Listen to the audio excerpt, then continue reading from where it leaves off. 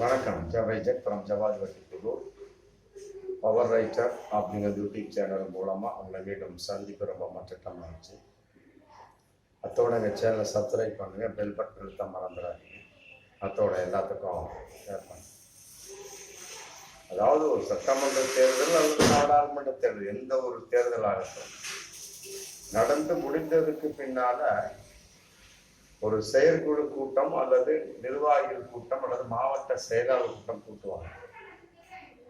தோர்த்தாலும் சரி, வெற்றி அடைஞ்சாலும் சரி. தோர்த்தாங்க அப்படின்னா என்ன காரணம், என்ன சமாச்சாரம் அப்படிங்கிறது. வெற்றி அடைஞ்சாலும் விழாவாக நீங்க அடுத்து எவ்வாறு இன்னும் அடுத்த தேர்தலில் வெற்றி அடைய வேண்டும் அப்படிங்கிற ஒரு திட்டத்துக்காக கூட்டுவாங்க. ஆனால் அதிமுக பொறுத்த வரைக்கும் ஒரு பயங்கரமான பாதாளகரமான ஒரு தோல்வி 2026 இந்த நாடாளுமன்ற தேர்தல். இன்று வரை மாவட்ட செயலாளர் கூட்டம் கூட்டப்படவே இல்லை. ஆமா, அதுக்கு தகுந்த மாதிரி எல்லாரும் ஏற்பாடு பண்ணிக்கிட்டு எதிர்பார்ப்பா இருந்துட்டு இருக்கிறாங்க. எல்லா நிர்வாகிகளும், மாவட்ட செயலாளரும், மற்றபடி அடிப்பட்ட தொண்டன் வரைக்கும். ஆனா இன்னைக்கு வரைக்கும் மாவட்ட செயலாளர் கூட்டத்தை கூட்டாமல் எடப்பாடி அவர்கள் சேலத்தில் தங்கி இருந்தார்கள் அப்படிங்கிற ஒரு தகவல் இன்னைக்கு போயிட்டு இருக்கு. அப்புறம் அதுக்கு பின்னால ஒரு கூட்டத்தை ஒரு கல்யாணத்துல சந்திக்கிறாங்க. அந்த கல்யாணத்துல தவமணி, பொள்ளாச்சி ஜெயராமன், மற்றபடி இன்பதுரை எல்லாம் இருக்கிறாங்க. எடப்பாடி வருகின்றார் அப்படிங்கிற ஒரு கான்செப்ட் வரக்கூடிய சமயத்துல ஆல்ரெடி அவரு தங்கவண்டி நாமக்கல் புறப்பட்டு போயிடுறாரு.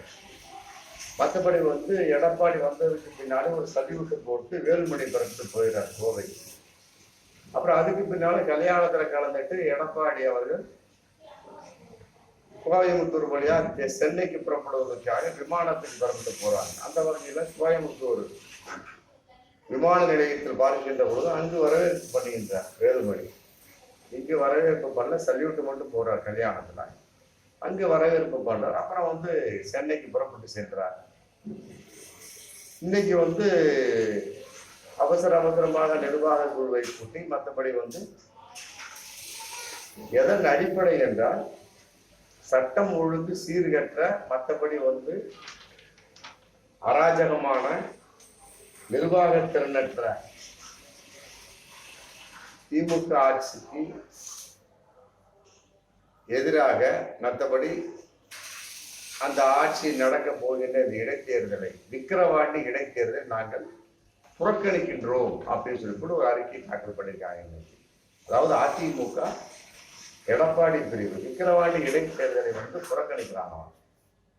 அதற்கு என்ன காரணம் அப்படின்னா, சட்டம் ஒழுங்கு சீர்கட்ட, திராணியற்ற, மற்றபடி அராஜகமான திமுக ஆட்சிக்கு எதிராக நாங்கள் புறக்கணிக்கின்றோம் அப்படிங்கிறது ஒரு அறிக்கை அன்னைக்கு தாக்கல் பண்ணியிருக்கிறாங்க. எப்படிப்பட்ட ஒரு அநீதியான ஒரு அறிக்கை என்பது மக்களுக்கு தெரியும். அவர்களுடைய இயலாமையின் வெளிப்பாடாகத்தான் நாம் பார்க்கக்கூடிய ஒரு சூழல். அதிமுக என்பது ஆலமரமாக வளர்ந்த ஒரு கட்சிங்க. இதுவரைக்கும் 9 தேர்தல்கள் தோல்வி அடைஞ்சிருக்காங்க. 2024 நாடாளுமன்ற தேர்தல் வரைக்கும். இந்த விக்கிரவாண்டி தேர்தலில் தோல்வி அடைஞ்சாங்க அப்படின்னா கட்டாயமா 10வது தேர்தல். அதுதான் அவங்க ஓகே சொல்லிட்டு இருக்காரு. அவர் 16வது தேர்தல் சொல்லிட்டு இருக்காரு. அது எந்த கணக்கே தெரியல. மற்றபடி எல்லோரும் ஒற்றுமையாக சேர்ந்தா அப்படின்னா, டிடிவி, தினகரன், சசிகலா, நம்ம எல்லாம் ஒற்றுமை, எடப்பாடி எல்லாம் ஒற்றுமையா சேர்ந்தா அப்படின்னம்னா கட்டாயமாக மிகப்பெரிய ஆலமரமாக பழையபடி வளர முடியும். எல்லா தேர்தல்களிலும் நம்ம வெற்றி அடைய முடியும் அப்படிங்கிற ஓபிஎஸ் உடைய கருத்து. அப்புறம் அதிமுக ஒருங்கிணைப்பு குழுஞ்சி போட்டு அவங்க புகழேந்தி 2-3 பேர் கலந்து அது ஒரு தனிப்பட்ட ஒரு அணியா போயிட்டு இருக்கிறாங்க. அவங்களுக்கு சம்பந்தப்பட்ட வகையில அது ஒரு அறிக்கை. மற்றபடி ஓபிஎஸ்க்கும் இபிஎஸ்க்கும் சசிகலா, டிடிவி எல்லோருக்கும் நாங்கள் லெட்டர் அனுப்பிச்சு எல்லாரும் ஒன்று சேர்க்கக்கூடிய ஒரு ஏற்பாடை நாங்கள் செய்ய போகின்றோம் அப்படின்னு அவங்களுடைய கருத்துல போயிட்டு இருக்கிறாங்க. எப்படியோ அதிமுக பெரிது கிடைக்கிறது. அதன் அடிப்படையிலே தோல்வியுற்று விட்டு, அது கன்ஃபார்மான ஒரு தோல்வி, அதை மாற்று கருத்து இல்லை. இன்னைக்கு விக்கிரவாண்டி இடைத்தேர்தலை புறக்கணிக்கக்கூடிய ஒரு சூழல். அதனால என்ன ஆகுது, பாமகவனுடைய ஒரு ஓட்டு வங்கி அதிகரிக்க போகிறதா அப்படிங்கிற ஒரு சூழல். ஏன்னு கேட்டா அங்கே ஆல்ரெடி பல விஷயங்கள்ல அதிமுக காரங்களை பாஜகவுக்கும் பாமகவுக்கும் போட்டார்கள் அப்படிங்கிற ஒரு பயங்கரமான தகவல் இன்னைக்கு போயிட்டு இருக்கு. தருமபுரி எல்லாம் பார்த்தீங்கன்னா அதிமுக ஒரு அத்தனை பேரும் பாமகவுக்கு தான் போட்டிருக்காங்க. மற்றபடி நெல்லை, தூத்துக்குடியில் உள்ள அதிமுக தொண்டர்கள் எல்லாமே, ஒரு நிர்வாகி எல்லாமே வந்து பாஜகவுக்கு தான் போட்டிருக்காங்க. அப்படி இருக்கக்கூடிய சமயத்துல கட்சியின் கட்டுப்பாட்டை மீறி இவர்கள் நடந்து கொண்டு விட்டார்கள். எவ்வளவு பணம் கொடுத்தாலும் ஒண்ணுக்கு வேலைக்கு அமுத்திட்டாங்க நபருக்கு. அப்படி இருக்கக்கூடிய சமயத்தில் விக்கிரவாண்டி தேர்தல் நம்ம எவ்வாறு வெற்றி அடைய முடியும் அப்படிங்கிறது எடப்பாடிக்கு மிகப்பெரிய பெருத்த சந்தேகம். கட்டாயமா இது வந்து மிகப்பெரிய ஒரு அடின்னு தான் சொல்லணும் அதிமுக. ஆமா, இதை வந்து புறக்கணிப்பு, அதுக்காக வந்து நாங்கள் சட்டம் ஒழுங்கு சீர்கட்டி விட்டது திமுக ஆட்சியில அப்படின்னு ஏற்றுக்கொள்ள முடியாது. மக்கள் பார்த்து கொண்டிருக்கிறார்கள். ஆமா, அந்த அளவுக்கு அதிமுக மிகப்பெரிய ஒரு குழப்பம் நிலவி கொண்டிருக்கிறது. எல்லோரும் ஒன்றாக இணைய வேண்டும் அப்படிங்கிற ஒரு குரல் அதை எப்பொழுதும் ஒழிச்சுட்டு ஓபிஎஸ் மூலமாக. மற்றபடி அதற்கு அடித்தளம் இடக்கூடிய ஒரு சூழல்ல வந்து பல விதமான கருத்துக்கள் வந்த வண்ணமாக இருந்தாலுமே கூட அதற்கு எடப்பாடி வந்து செவி சாய்க்காமல் தலை சாய்க்காமல் சென்று கொண்டிருக்கிறார். அதன் அடிப்படையில் அவருடைய ஒரு நிலைப்பாடுங்கிறது கட்டாயமா நடைபெறுமா? இல்லை. எப்படியாவது தோத்தாலும் சரி, கட்சியினுடைய பொதுச் செயலாளர் நாம் விலகிவிடக்கூடாது. மற்றபடி நாம தான் கடைசி வரைக்கும் பொதுச் செயலாளர். கடைசி வரைக்கும் நடக்கக்கூடிய சட்டமன்ற நாடாளுமன்ற தேர்தலில் அதிமுக தோற்றாலுமே சரி, ஆமா, ஒரு தொண்டன் ஒரு நிர்வாகி இருக்கும் வரை நான் தான் அதிமுக எடப்பாடி பிரிவுக்கு நான் தான் ஒரு தலைமை. என் கையில தான் 8 அடி சின்னம் இருக்கும் அப்படிங்கிறதா ஒரு நிலைப்பாடு போறது. இதன் அடிப்படையில் பார்க்கின்ற பொழுது ஓபிஎஸ், டிவி, சசிகலா மற்றபடி ஒன்றாக இணையக்கூடிய அளவுக்கு எந்த ஒரு வாய்ப்பும் இல்லைன்னு கன்ஃபார்மா தெரிஞ்சிருக்கு. ஏன்னு கேட்டா ஒரு மிகப்பெரிய ஒரு இடைத்தேர்தலை வந்து ஈரோடு கிழக்கு தொகுதியில வந்து போட்டியிட்டாங்க. ஆனா அதை வந்து புறக்கணிக்கவில்லை. அதையும் நம்ம இங்க பார்க்கணும். இன்னைக்கு விக்கிரவாண்டி தேர்தலை வந்து புறக்கணிச்சிருக்காங்க அப்படின்னு 2024 மிகப்பெரிய அடி அதிமுகவுக்கு. ஆமா, 40க்கு 40 திமுக அள்ளிட்டு போயிட்டாங்க. இன்னைக்கு அதுக்கு தகுந்த மாதிரி அங்கீகாரமா நாம் தமிழர் கட்சி, சீமானுடைய கட்சி வந்துருச்சு. அங்க வந்து வன்னியர் ஓட்டு ரொம்ப அதிகமா வந்துருச்சு. நம்ம விக்கிரவாண்டியில பாமக கட்டாயமாக ஜெயிக்கலாம் அப்படிங்கிற ஒரு கான்செப்ட். அதன் அடிப்படையில வந்து அதிமுக ஒரு வகையில பாஜக விட்டு கொடுக்கிறதோ அப்படிங்கிற ஒரு தன்மையான நிலைப்பாடு இங்க வருது. நல்லா புரிஞ்சுக்கிட்டீங்களா? சிறுபான்மை ஓட்டு மக்கள் எங்களுக்கு தேவைன்னு சொன்ன எடப்பாடி எதற்காக விக்கிரவாண்டி இடைத்தேர்தலை விட்டு கொடுக்கின்றார் அப்படிங்கிற மிகப்பெரிய ஒரு கேள்வி வருது. பாஜகவுக்கு ஆதரவாக விட்டுக் கொடுக்கின்றாரா அப்படிங்கிற சந்தேக உணர்வு வருது. பாமகவுக்கு ஆதரவு என்பது அது வேறு. ஆனால் பாஜகவுக்கு ஆதரவாக விட்டு கொடுக்கின்றாரா அப்படிங்கிற ஒரு கேள்வி வரக்கூடிய சமயத்தில் கட்டாயமாக பாமக எவ்வாறு ஜெயிக்க வைக்க வேண்டும் அப்படிங்கிற ஒரு நிலைப்பாட்டை எடப்பாடி இருந்து கொண்டிருக்கிறார். எனக்கு அதிமுக விட்டு கொடுத்தாங்கன்னா அதிமுக பிள்ளை ஏறிடும். அப்ப திமுக மிகப்பெரிய ஒரு போட்டி மனப்பான்மை தான் இந்த விக்கிரவாண்டி இடைத்தேர்தல் அப்படிங்கிறது பகிரங்கமான ஒரு உண்மை. இடைத்தேர்தல் அப்படின்னாலே ஆளுங்கட்சியே ஜெயிக்கும், அதுல மாற்று கருத்தே கிடையாது. ஆனா இந்த இடத்துல அதிமுக தந்திரமாக புறக்கணிப்பு என்ற பெயரிலே தங்கள் ஓட்டை பாஜகவுக்கு விட்டு கொடுக்கிறது அப்படின்னு சொல்லலாம். கட்டாயமா சிறுபான்மை ஓட்டு மக்கள் வேண்டும் சொல்லிட்டு இருந்த எடப்பாடிக்கு சரியான அடி. அது நம்பல இன்னைக்கு வரைக்கும். இஸ்லாமியர் நம்மள, கிறிஸ்துவ நம்மள, அதனால மீட்டு நம்ப மாட்டாங்க அப்படின்னு என்ன பண்ற, விட்டு கொடுத்துடுற, இது புறக்கணிச்சிடுற. கேட்டா அதுக்கு பல விதமான காரணங்கள். சட்டம் ஒழுங்கு சீர்குலைந்து விட்டது திமுக ஆட்சியால புறக்கணிக்கிறோம் அப்படிங்கிறார். சட்டம் ஒழுங்கு சீர்குலைக்கிறதுக்கு ஒரு தேர்தலை புறக்கணிக்க என்ன இருக்கு? போடுற ஓட்டு போடதான் செய்ய போறான். அதை எதிர்த்து செயல்படக்கூடிய ஒரு திறமை ஒரு பக்கம் இருந்தாலுமே கூட இவர்கள் மறைமுகமாக பாஜக விட்டு கொடுக்கிறார்கள் அப்படிங்கிற ஒரு கருத்து அதுல வருது. அப்போ வந்து கட்டாயமாக திமுகவா பாமகவா ரெண்டே நிலைப்பாடு. இதற்கு இடையில வந்து 8.19% அங்கீகாரம் பெற்ற நாத்தமிழர் கட்சிக்கு மிகப்பெரிய ஒரு ஓட்டு வங்கி அது இருக்கு.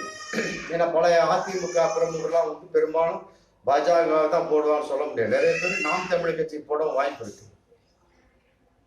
ஆமா, அப்ப வந்து இங்க மும்முனை போட்டி நடக்கக்கூடிய ஒரு சூழல் இருக்கும் பட்சத்துல கட்டாயமா திமுகவுக்கு அடுத்த நிலையாக பாமக வருது இல்லை, கட்டாயமா நாம் தமிழர் கட்சி வரும் அப்படிங்கிறது பகிரங்கமான ஒரு தகவலாகவும் எதிர்பார்ப்பாக இருந்து கொண்டிருக்கு. அந்த அளவுக்கு மிகப்பெரிய ஒரு எதிர்பார்ப்பு இருக்கு.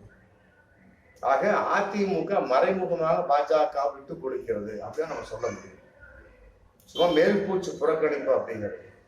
ஆக எடப்பாடியினுடைய அணி இன்னும் அவர்கள் சிறுபான்மை மக்களுக்கு ஆதரவாக இல்லை அப்படிங்கிறது பகிரங்கமான ஒரு விஷயம். தோல்வி அடைஞ்சாலும் பிறகு எதிர்த்து நிற்க வேண்டும் அப்படிங்கிறதா ஒரு கட்சியோட நிலைப்பாடு. நாம் தமிழர் கட்சி பாருங்க கடைசி வரைக்கும் கூட்டணியாக இருக்க மாட்டாங்க. இப்ப நாம் தமிழர் பற்றி ஜெயிச்சிருவாங்களா? சந்தேகம் தான். திமுக கட்டாயம் ஜெயிக்கும். ஏன்னு இடைத்தேர்தல்னா ஆளுங்கட்சி தான், அதுல எந்த ஒரு மாற்று கருத்தும் இல்லை. இந்த அதிமுக விட்டு கொடுத்ததுல பாஜக விட்டு பாமக விட்டு அதிகமா இருக்காங்க, வண்டியர் விட்டு. அதனால அதிமுக சேரக்கூடிய சொல்ல பாமக கட்டாயமா ஜெயிக்கும். அப்ப பாமகவா திமுகவா அப்படிங்கிற கான்செப்ட் வரக்கூடிய சமயத்துல நாம் தமிழர் கட்சி போடக்கூடிய திக்கக்கூடிய சமயத்துல அங்க போட்டாங்க வச்சு அதிமுக. அப்ப நாம் தமிழர் கட்சி நாத்தாக சீமான் கட்சி வருமா? வரலாம் அப்படிங்கிற சந்தேக உணர்வு இருக்கு. அதே நேரத்தில் வர மாட்டார்கள். 8.19% தான் அங்கீகாரம் இருந்தாலும் கூட வரமாட்டார்கள் ஒரு விஷயம் இருந்தாலுமே கூட எதிர்த்து நிக்கிறாங்களா இல்லையா? 40 தொகுதியை எதிர்த்து நின்றாங்க நாம் தமிழகத்துக்கு சட்டமன்றத்துக்கு. இது நாடாளுமன்ற தேர்தல் வரமாட்டாங்க அப்படின்னு எல்லாருக்கும் தெரியும். ஆனா ஓட்டு வங்கி காமிச்சு இன்னைக்கு அங்கீகாரம் வாங்கிட்டாங்களா இல்லையா? அந்த ஒரு நிலைப்பாடு, அந்த ஒரு எதிர்ப்பு தன்மை அதிமுகவில் குறைந்து விட்டது அப்படிங்கிற பகிரங்கமான உண்மை. ஒரு மாவட்ட செயலாளர் கூட்டத்தை கூட்ட முடியாத அளவுக்கு எடப்பாடி இருக்கக்கூடிய சமயத்துல இடைத்தேர்தல் அவர் எவ்வாறு எதிர்கொள்ள முடியும் அப்படிங்கிற கேள்வி இந்த இடத்துல வருது. அப்ப இதுவரைக்கும் சிறுபான்மை மக்களுக்கு ஆதரவாக இருக்கின்றோம் அப்படிங்கிற ஒரு நிலைப்பாடு பொய்த்தன்மை வாய்ந்தது அப்படிங்கிறது இந்த இடத்துல பார்க்கக்கூடிய ஒரு சூழல். புறக்கணிச்சிருக்காரு, அது வெளிப்படையான தன்மை. பட் உள்நோக்கம் என்று பாஜகவுக்கு ஆதரவாகத்தான் இருக்கும் என்பதுதான் பகிரங்கமான உண்மை. இடைத்தேர்தல்னா ஆளுங்கட்சி, அதுல நான் தமிழர் கட்சி வர வாய்ப்பு இருக்கிறது அப்படிங்கிற ஒரு கேள்விக்கும் இதுல வந்துட்டு இருக்கு. அப்ப மும்முனை போட்டியாக இருந்தாலுமே சரி, அதிமுக விட்டு கொடுத்த ஒரே ஒரு விஷயத்தின் காரணமா நாம் தமிழர் கட்சி பாமகவை முந்தலாம் அப்படிங்கிற ஒரு கேள்வி இதுல இருக்கு. எப்படியோ திமுகவை பொறுத்த வரைக்கும் ஆளுங்கட்சியா இருக்கும் பட்சத்துல இன்று அதற்கு நிறைவான எதிர்த்து போட்டியிடக்கூடிய அதை இணையாக இருக்கக்கூடிய அளவுக்கு நாம் தமிழர் கட்சி வந்து விட்டது அப்படின்னு சொல்ல முடியும். பாமக என்பது ஒரு புறம் அவர்கள் அங்கீகாரத்தை இழந்து விட்டாங்க. மாம்பழ சின்ன கிடைக்குமா அப்படிங்கிறது தெரியல, அங்கீகாரத்தை இழந்துட்டாங்க. அதுல மாற்று கருத்தே இல்லை. 4.33% ரொம்ப கீழே குறைஞ்சிட்டாங்க. நாம் தமிழர்கள் உயர்ந்துட்டாங்க. வண்டியர் ஓட்டு ஒரு பக்கம் ஃபுல்லா சாஞ்சிச்சு நாம் தமிழர் கட்சிக்கு. அது பெரும்பாலும் சாய வாய்ப்பு இல்லை. ஆனா அதிமுக ஓட்டு சாய வாய்ப்பு இருக்கு. அப்ப என்ன பண்ண முடியும்? திமுக அடுத்து கட்டாயமா நாம் தமிழர் கட்சி வர வாய்ப்பு இருக்கு அப்படிங்கிற. வெற்றி அடைஞ்சாலும் சரி, தோல்வி அடைஞ்சா கூட சரி, 2ஆம் இடத்துக்கு நாம் தமிழர் தள்ளப்படலாம் அப்படிங்கிற மிகப்பெரிய ஒரு கருத்து கணிப்பு இன்னைக்கு போயிட்டு இருக்கு. எப்படி அவங்க அதிமுக புறக்கணிச்சிட்டாங்க, ஏற்றுக்கொள்ள முடியாது. அவர்கள் தைரியமற்ற நிலையில் தன் கட்சியை கொண்டு செலுத்த முடியாத நிலையில் எடப்பாடி இன்னைக்கு தன் வெளிப்பாட்டை வெளிப்படுத்தி விட்டார். அதிமுகவுடைய நிலைப்பாடு சுத்தமா தெரிஞ்சு போச்சு. விக்கிரவாண்டி இடைத்தேர்தல்ல புறக்கணிக்க கூடாது. நாம் தமிழர் கட்சி புறக்கணிச்சாங்கன்னா அவங்க கட்டாயமா தோப்பாங்க, அதுல எந்த ஒரு மாற்று கருத்துமே கிடையாது. ஆனா புறக்கணித்தார்களா? நாம் சீமான் புறக்கணிச்சாரா? இல்லையா? போட்டி போடுறாருல்ல. அதை விட வளர்ந்த கட்சி சொல்லிட்டு இருக்கிறாங்க, நாங்க இந்த தேர்தலில் 1% அதிகமாக போய்விட்டோம், அதிகமான வாக்கு பாஜக 1% குறைந்த வாக்கு அப்படிங்கிறாங்க இல்லையா? ஏன் நிக்கலாமே? தோல்வி அடைஞ்சா கூட பரவாயில்லையே, நிக்கலாமே. அதுக்கு புறக்கணிக்கிறது, தோல்வி அடைவது எவ்வளவு உயர்வான விஷயமாச்சு. அதை ஏன் அதிமுக செய்யவில்லை? அப்ப இது மறைமுகமான பாஜக ஆதரவு என்பதுதான் நிதர்சனமான உண்மை. அதை மீறி நாம் தமிழர் கட்சி சீமான் கட்சி வர வாய்ப்பு இருக்கிறது என்று அதை விட நிதர்சனமான உண்மை என பகிரங்கமாக நாம் அறிந்து கொள்ளக்கூடிய ஒரு தகவலாகும், எதிர்பார்த்து இருக்கக்கூடிய ஒரு தகவலாகும். மற்றபடி இன்று பரவி கொண்டிருக்கக்கூடிய தகவலாக இருந்து கொண்டிருக்கிற பகிரங்கமான. மீண்டும் அடுத்த வீடியோ சந்திக்கிறோம். நன்றி.